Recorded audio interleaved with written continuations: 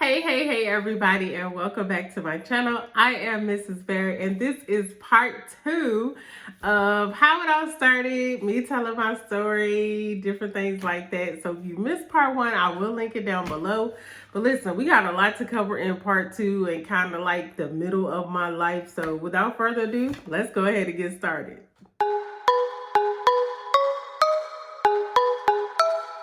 All right, y'all. So like I said, we have a lot to cover. I have my sticky notes here because, child, like I said, I'll be forgetting stuff and I'll probably forget a whole bunch of stuff, but I'm going to try to hit on the main part. So where I stopped at last time was I had moved to Richmond in 2006 with my boyfriend at the time, currently my husband.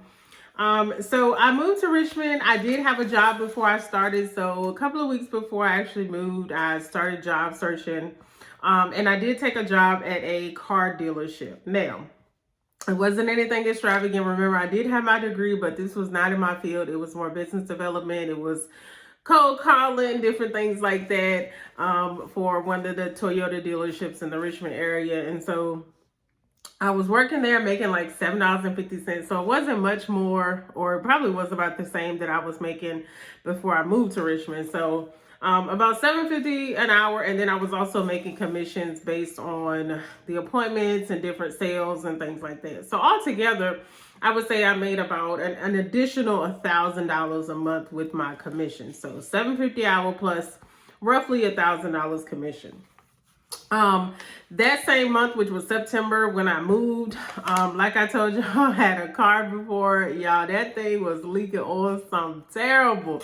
So it was like every single day I had to put oil in it, and it just got to the point where it's just like, okay, I can't keep doing this. Like, it's not as reliable as it should be. Like, you know, living in the country going to work and living in the city going to work is two different things. So, you know, at least at home, I knew if I broke down on this side of the road, I had somebody to call.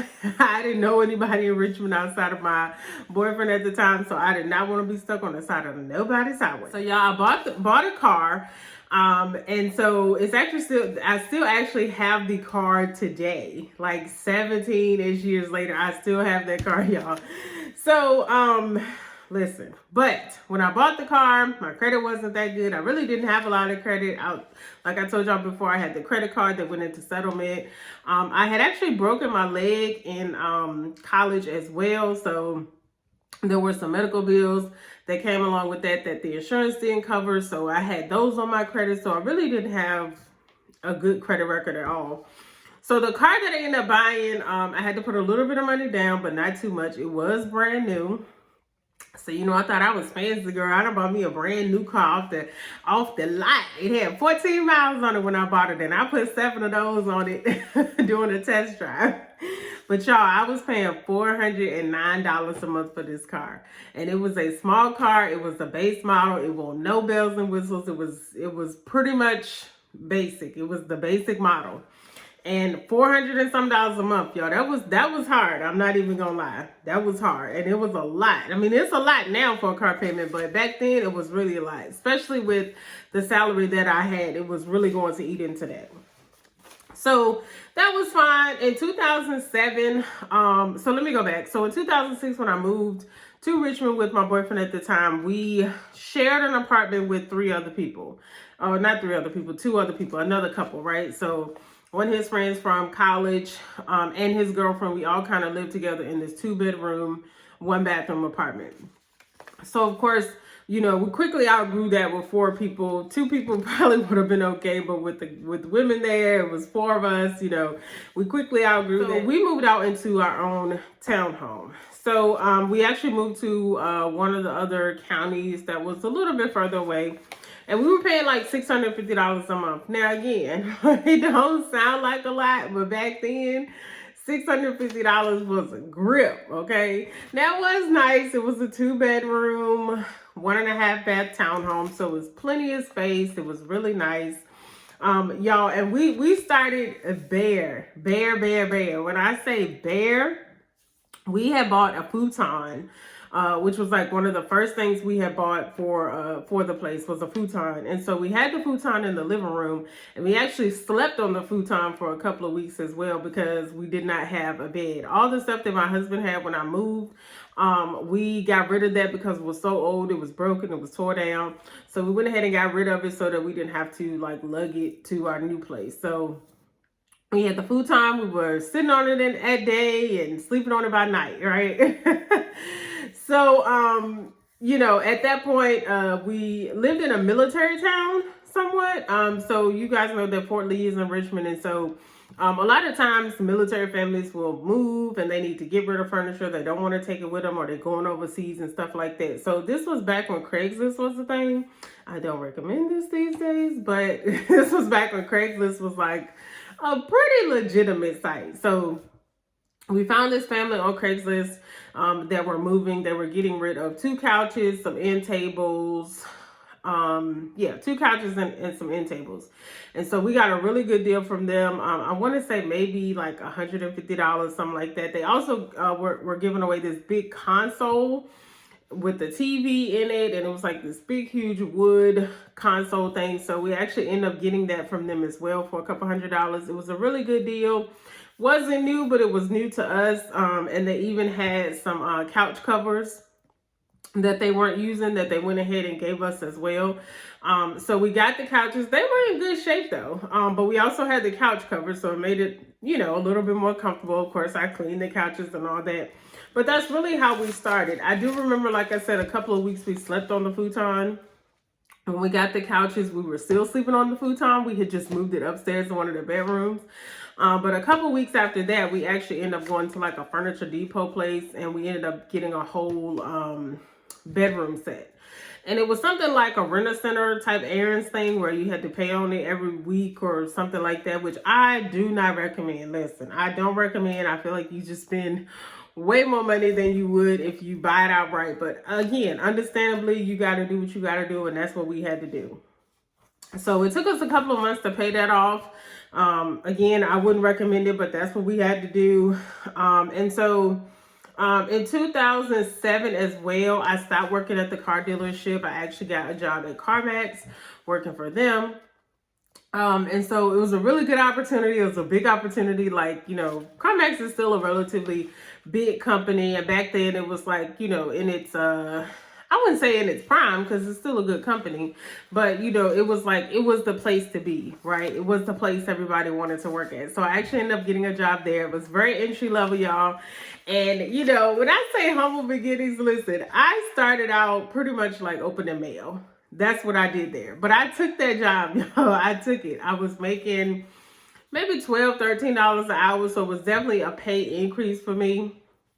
So listen, I was opening that mail. I was opening that mail. You hear me?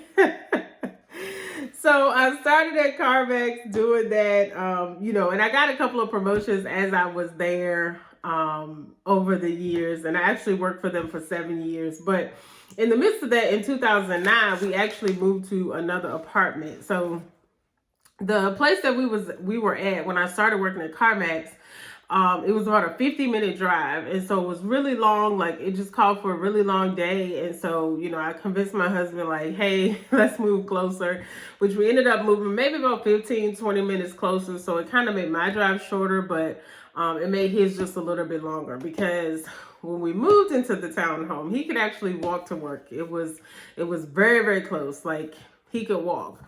So most days he walked to work unless it was raining or something like that. I took him, but because we only had the one car, we just had my car. So when after we moved into the townhome, after a while, it just got too much, right? It was too much shuffle. They were actually moving him to another store to do some things. So it wasn't going to work out with just one car. So he was able to buy a car with the help of his parents, which we're very grateful for, right? Like, again, that's not my story. I couldn't do that. But again, we're grateful that they were able to help him get his first car. So at that point, we were a 2-car household, which was great. So like I said, we had moved, we lived in the townhome for about 2 years. And then we moved to another townhome that was a little bit closer to my job. So we lived there for not even a year, y'all. So after we were there for a couple of months, I don't know if I got bored or what, but I do remember that that was around the time that Obama was doing the $8,000 rebate for first-time homeowners. And I was like, they were kind of being lenient with the rules with first-time homeowners. You didn't have to put as much down. And like I said, you were getting the rebate. And so, I'm like, hey, let's do it. This is the perfect opportunity. This is what they want us to do. So, we started looking for houses, things like that. And so we actually ended up coming across a townhome, a brand new townhome that was built. And the lady, the couple who they had actually built the house for, the financing had fell through. And so this was kind of like a quick sale type thing. It was already built. It was already finished. And so the lady had, the couple had to walk away. And so when we saw it, like, we fell in love with it. It was a townhome. It was 3 bedrooms, 2.5 beds. It was pretty much double, almost triple the space we were living in at the time. So it was a really good opportunity. Like I said, they were given the $8,000 rebate for that. And so what I did mention was while I was working at CarMax, after we moved into our first townhome that we lived in, I got a second job waiting tables. Okay. So yes, I was working at a Fortune 500 company and I was waiting tables. Like, that still was not enough. I'm a hustler. I've always been a hustler. I will do what I need to do to make sure that, I'm straight. And so I did. I waited tables, and I did that for probably almost 2 years. I waited tables. It was crazy work. I won't say it's dirty work, like, it's crazy work. Like, people who do it for years and years, like, I applaud you. Hats off to you, because it's not easy. It's fun because I met a lot of good people, and with people you work with, it was, they made it fun. But listen, it was tiresome. Okay, it was tiresome. And also in the midst of that, I was getting my master's degree. So trying to pay bills, working 2 jobs, getting a master's degree, like, I wouldn't even say I had a whole lot going on, right? I had a lot of goals and dreams and stuff like that, things I wanted to do. And there were just certain things that I had to do to get them. So when we bought our house, we had just a little bit of money saved up. It was not a lot at all. And when I tell you, when we bought this house, we depleted everything, every penny, every single penny. I remember this because I'm like, we don't even have money to eat. Like, that's how crazy it was. We depleted it to get into this house. And so I remember calling my mom, who was working. I called her and I was like, look, we need some money, to be able to eat until we both get paid. And so again, she sent it, and that was, it was a crazy time because it was like, you're supposed to be happy. Like, we have a house, we're good. This is supposed to be exciting. And then in the same breath, it was like, we need money to survive for like the next 2 weeks. We don't have anything. So again, able to call my mama, and kind of do that. But even after we bought the house, right, it was a little bit more expensive, which means out of pocket for both me and my husband, it was going to be more. So I continued working my second job. I feel like I'm missing a job in there somewhere because I know I waited tables, and maybe not, but I feel like there was something else in there that I was doing on the side. I don't know. I can't remember, but I do know that while I was working at CarMax, it was tight. Again, it was still tight. And I remember after my student loans had started back, listen, that's why I'm trying to get rid of these student loans, okay? Because they have been haunting me for years and years and years. So I just want to be done with them. But anyway, I remember, like, while I'm talking about budgeting and things like that on my YouTube channel now, I remember back then, I would write down all my bills and kind of what I had to pay. And I would only have like maybe $200 to last until the next paycheck, which was crazy, right? Because I needed gas, I needed groceries, things like I needed hair, things like that. Like, the basic necessities I needed, and $300 was not enough.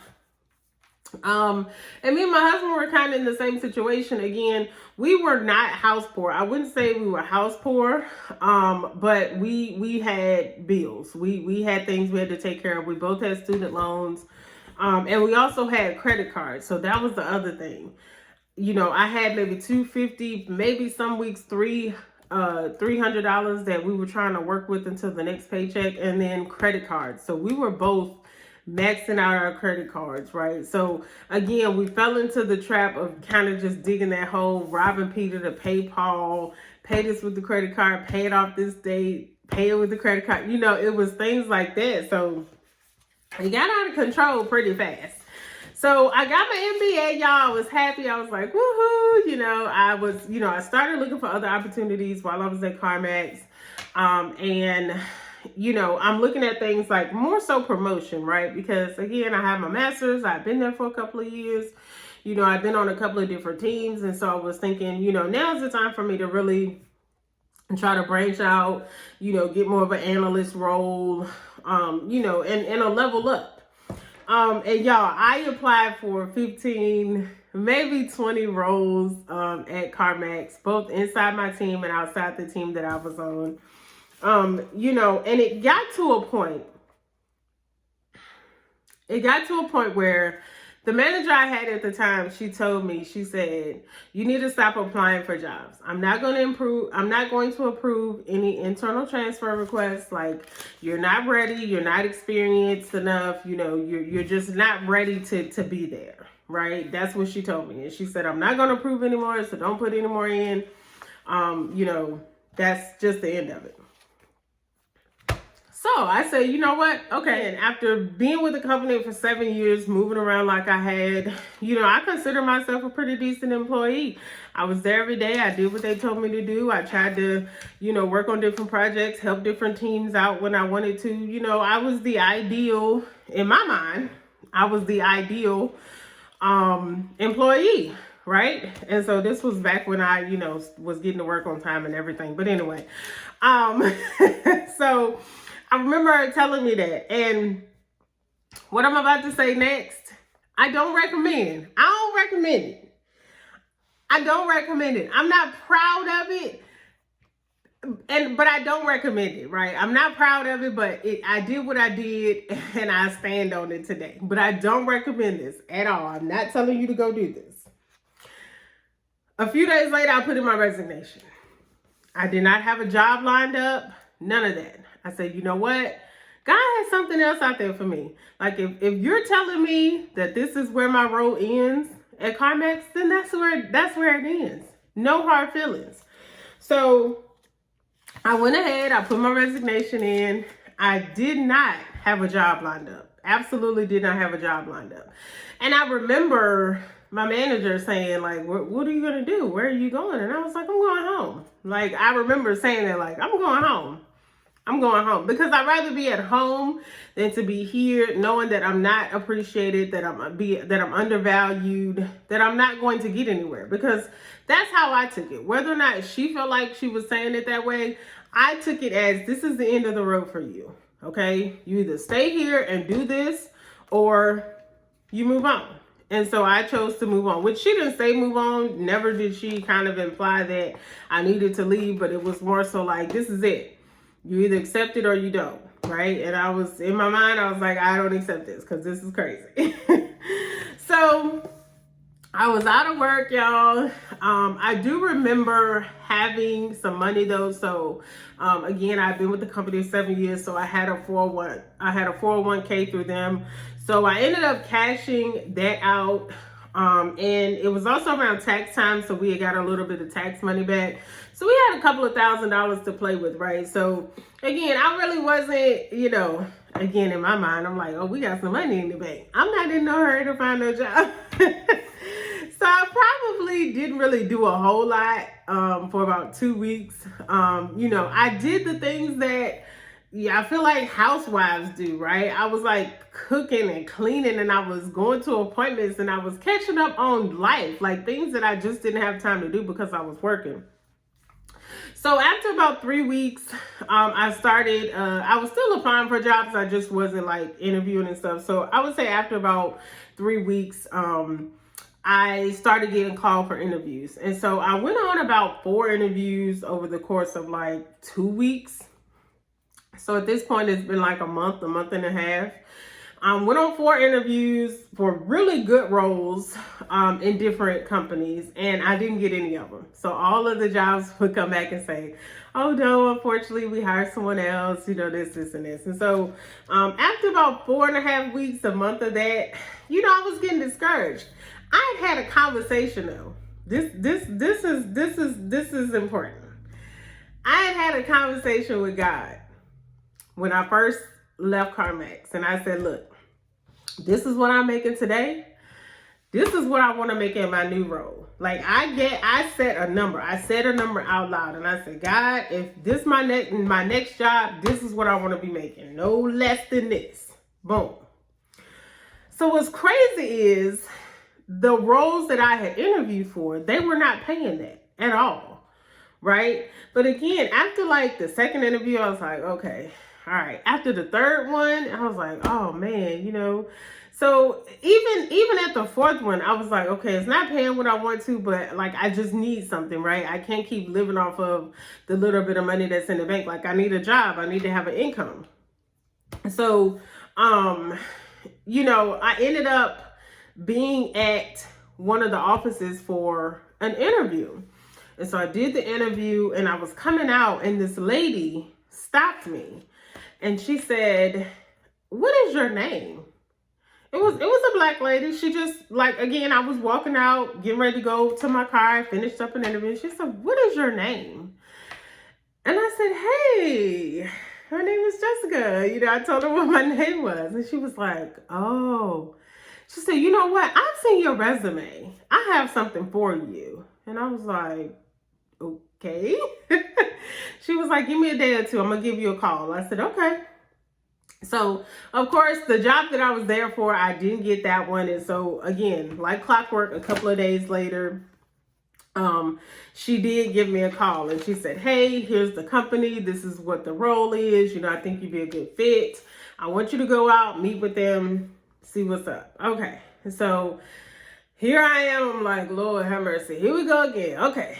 So I went to this job interview. You know, I was there for like 45 minutes, right? I met 2 people that worked there, you know, and they were really nice. They were friendly. You know, I think I did well. You know, she called me right after. She's like, hey, how did it go? What do you think? I was like, it went okay. You know, they seemed to like me, whatever. She said, girl, they didn't call me already. They want you. I said, what? So they had called her like as soon as I left, I guess. They had called her and said, look, we want her. Okay. And this was through a temporary agency.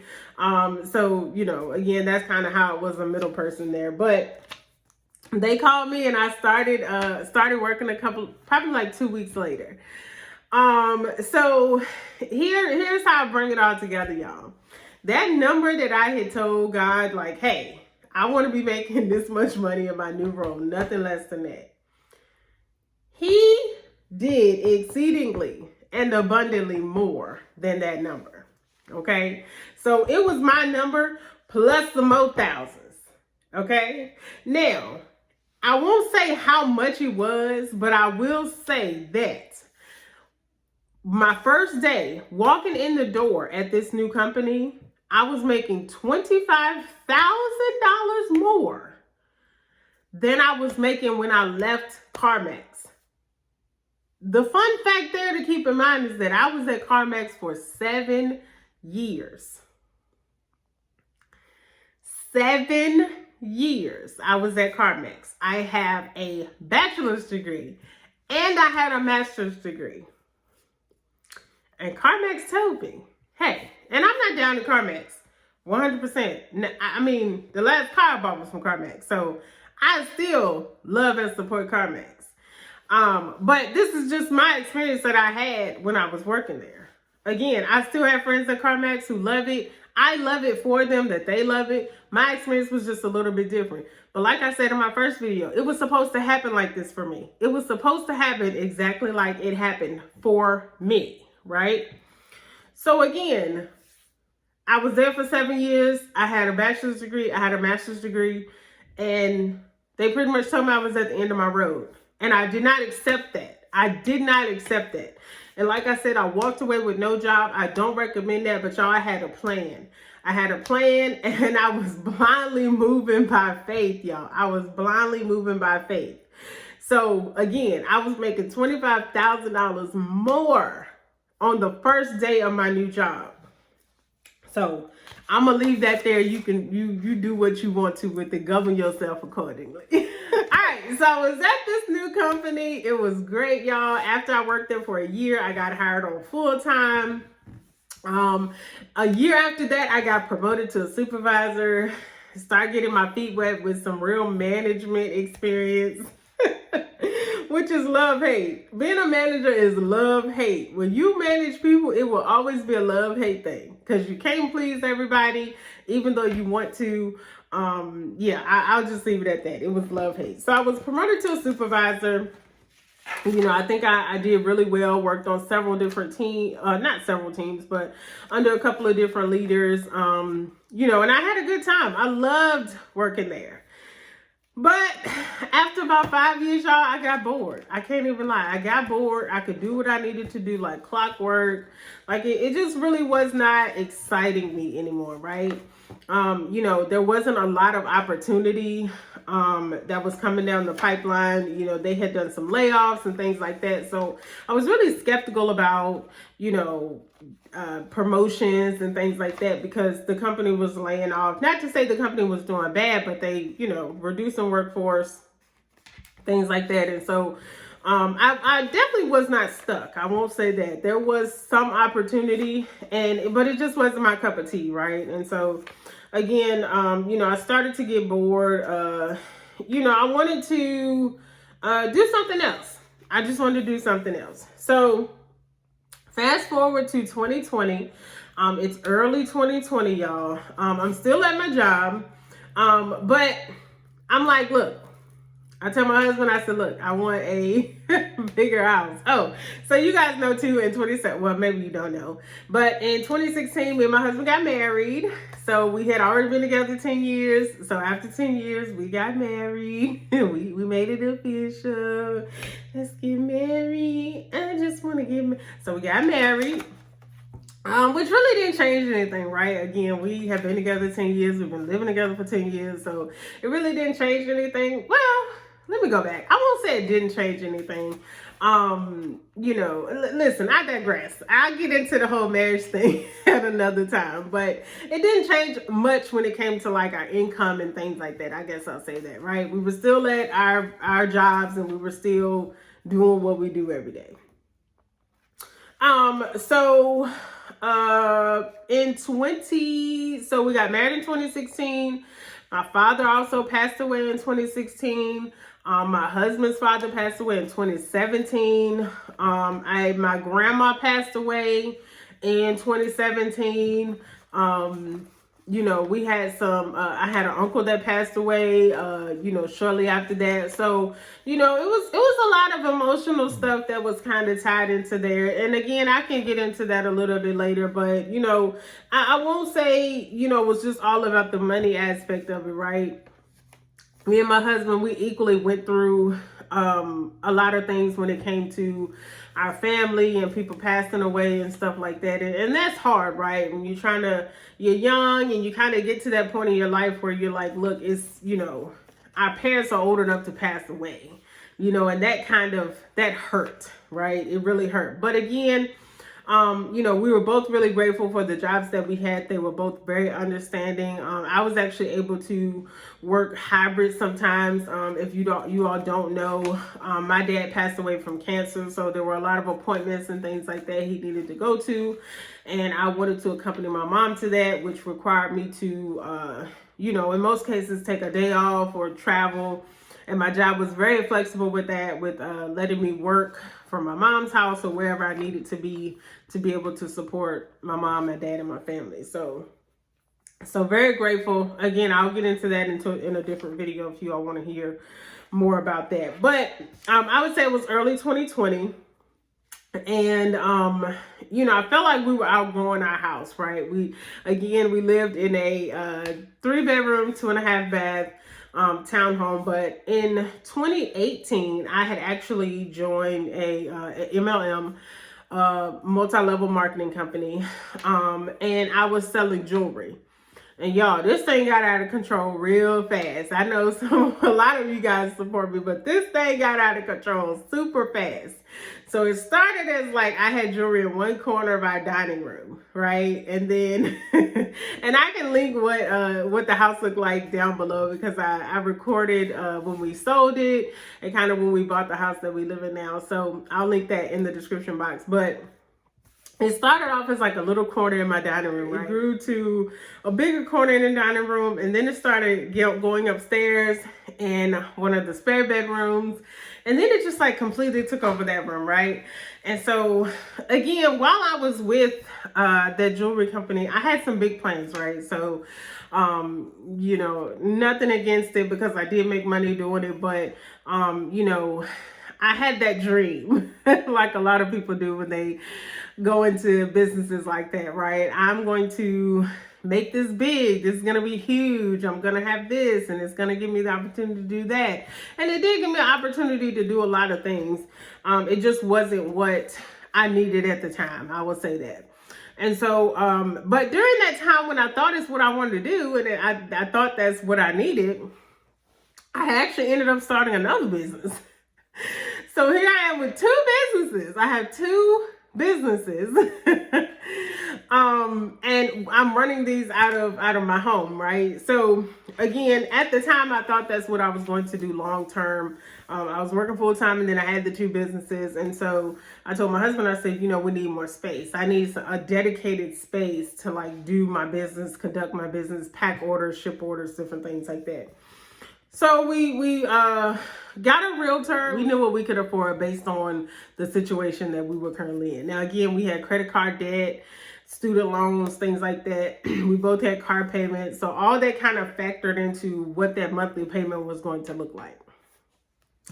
So again, then COVID started, right? So once COVID started, you needed appointments to go to houses. You needed to be pre-approved before you went to a house. You pretty much had to do everything before they actually showed you the house. I'm actually running out of daylight, and I'm running out of storage. Jesus Christ, I can't. So I can't record anymore, but I'm going to go ahead and edit this and get it uploaded. I guess there'll be a part 2 to the part 2. So where we stopped was in December, well, not December, but in 2020 when we were looking for a house. And so it's kind of a good stopping point, because it's a lot kind of that goes into 2020, the pandemic, and kind of some of the things that we actually went through during that time. So I will start part 3 with that. So thank you guys so much for watching. Make sure that you like this video. Make sure that you comment. Let me know what you think. And make sure that you subscribe to the channel so that you don't miss anything. Like I said, I mentioned a couple of other videos that I will link in the description box. But thank you guys so much for watching. I definitely appreciate it. I'm appreciative for this platform to be able to share my story with you all, in hopes that it will inspire at least one person, right? If I inspire at least one person, then I'm doing something right. So yeah, I will catch you guys in my next video. Have a blessed day.